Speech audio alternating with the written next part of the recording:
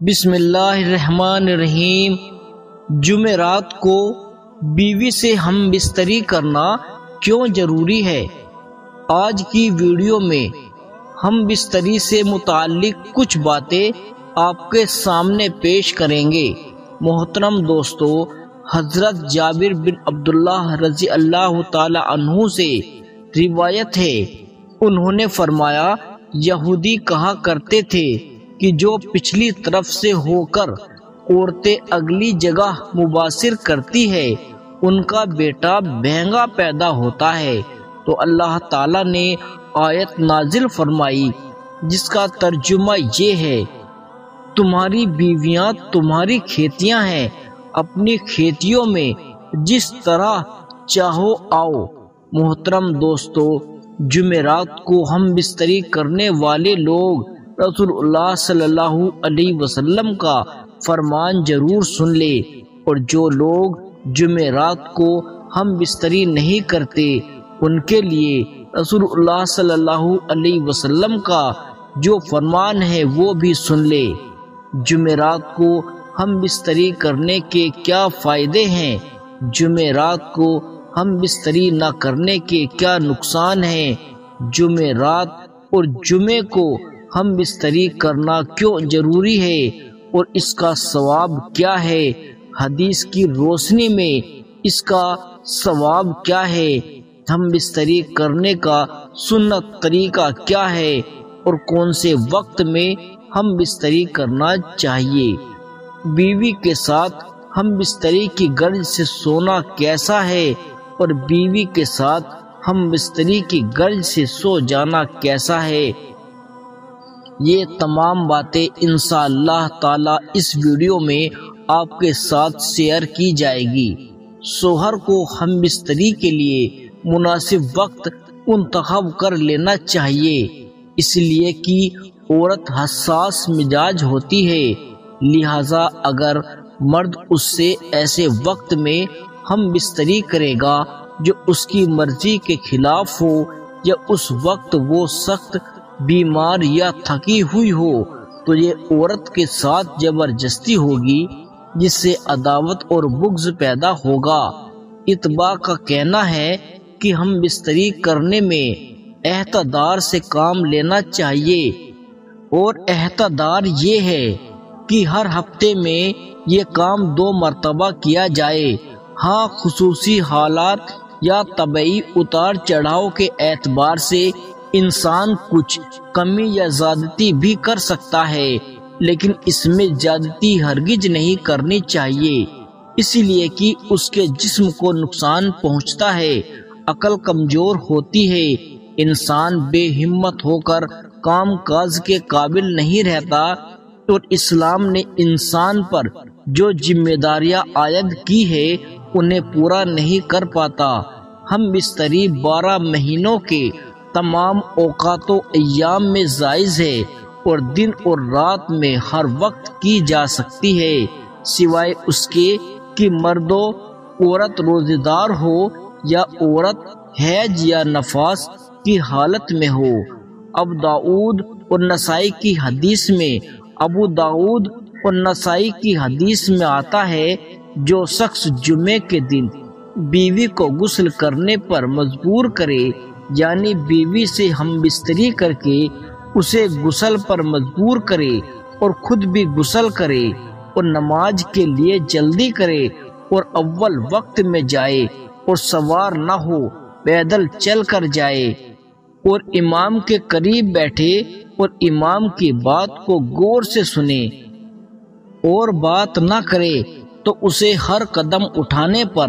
1 سال کے روزے اور کھڑے ہو کر نماز پڑھنے کا ثواب ملتا ہے۔ محترم ناظرین، حدیث شریف میں ہے کہ عائشہ صدیقہ رضی اللہ تعالی عنہ نے نبی کریم صلی اللہ علیہ وسلم سے عرض کیا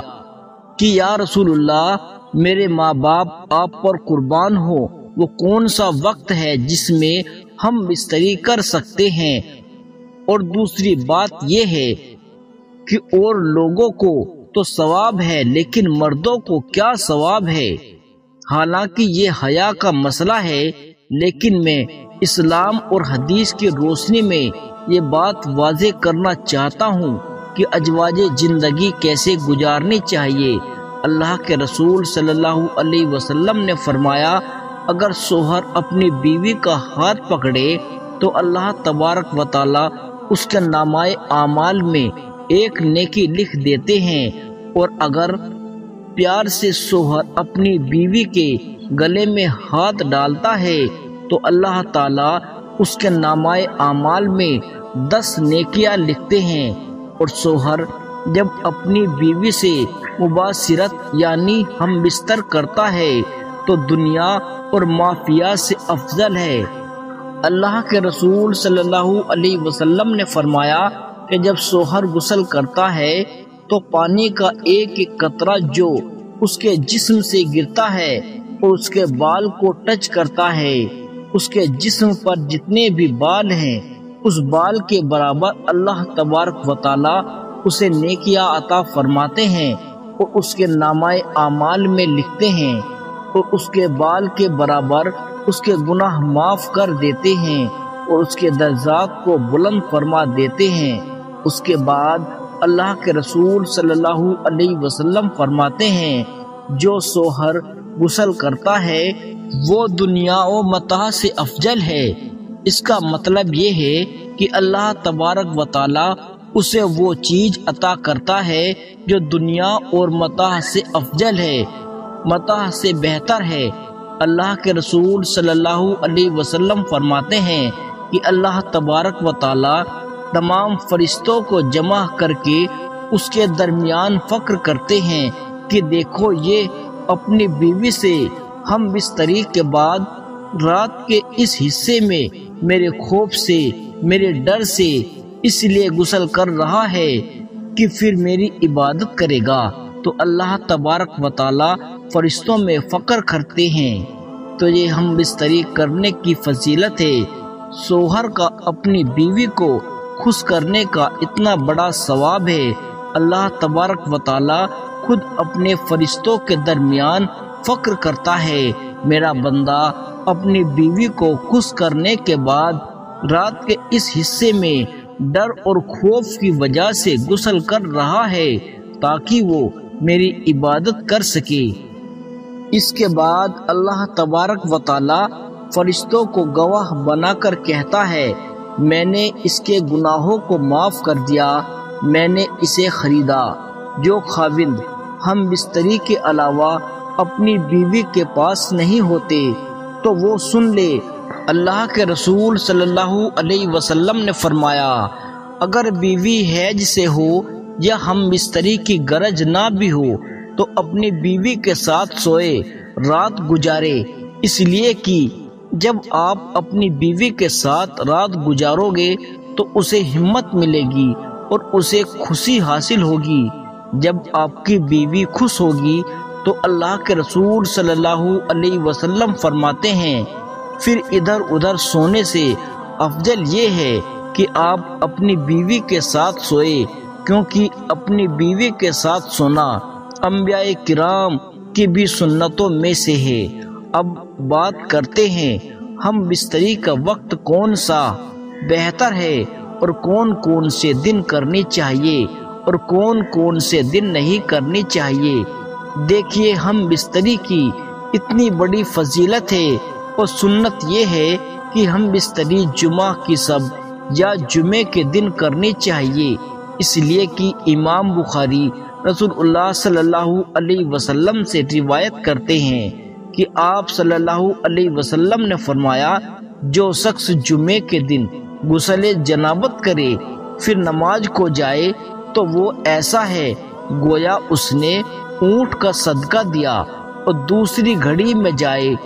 تو گائے کے برابر صدقے کا ثواب ملتا ہے، اور جو تیسری گھڑی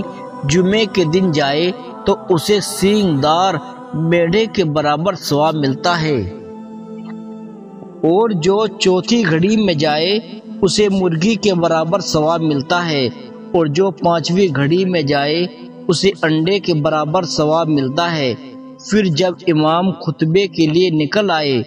تو فرشتے خطبہ و ذکر سننے کے لیے حاضر ہو جاتے ہیں۔ رسول اللہ صلی اللہ علیہ وسلم فرماتے ہیں، جمعے کے دن جب انسان اپنی بیوی کے ساتھ ملتا ہے، یعنی ہم بستری کرتا ہے اور ملنے کے بعد غسل کرتا ہے اور جمعے کے لیے نماز پڑھنے جاتا ہے، تو اللہ تبارک و تعالیٰ اسے بے پناہ نیکیاں عطا فرماتے ہیں۔ اس لیے جمعرات کی رات میں ہم بستری کرنے کو افضل کہا گیا ہے کہ کل کو غسل کر کے جمعے کی نماز پڑھنے کے لیے جائے گا تو تمام ثواب میں مستفید ہو جائے گا۔ اس لیے جمعرات کی رات کو ہی ہم بستری کرنا افضل ہے۔ اب بات کرتے ہیں ہم بستری رات کے کس حصے میں کی جائے۔ فقہائے کرام کی تحریر میں فرمایا ہے کہ ہم بستری رات کے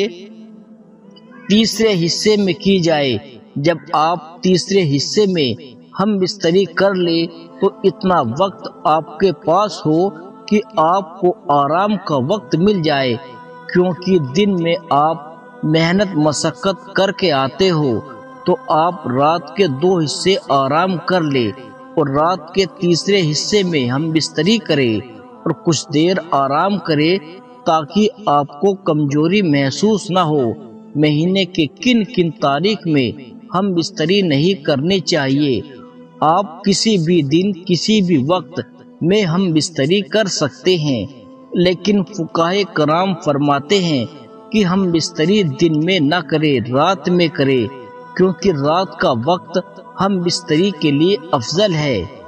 دن میں ہم بستری کرنا کوئی منع نہیں ہے، مگر رات میں زیادہ بہتر ہے۔ فقہائے کرام فرماتے ہیں کہ مہینے کی پہلی تاریخ، 15ویں تاریخ اور آخری تاریخ میں ہم بستری نہیں کرنی چاہیے۔ اس کی وجہ یہ ہے کہ ان تینوں تاریخ میں شیاطین زمین پر زیادہ پھیلے ہوئے ہوتے ہیں۔ اس وجہ سے انسانوں کو چاہیے کہ وہ اپنی بیوی سے ان تینوں راتوں میں ہم بستری نہ کرے، اس لیے کہ اگر وہ کریں گے تو ہو سکتا ہے کہ ہم بستری کے دوران شیطان بھی داخل ہو جائے، لہذا شیطان کے زیادہ پھیلنے کی وجہ سے ان دنوں اور 3 راتوں میں ہم بستری نہ کرنا افضل ہے۔ اگر کرو گے تو ناجائز اور حرام نہیں ہے۔ جمعرات کی سب کو ہم بستری کرنے کو مستحب قرار دیا گیا ہے۔ بہت سارے مرد ہم بستری کرنے کے بعد فوراً اٹھ کر چلے جاتے ہیں، تو اس بارے میں فقہائے کرام لکھتے ہیں کہ جو شخص اپنی بیوی کے ساتھ ہم بستری کر کے فوراً الگ ہو جاتا ہے تو اس وقت اس کی بیوی کے ذہن میں تشویش پیدا ہو جاتی ہے،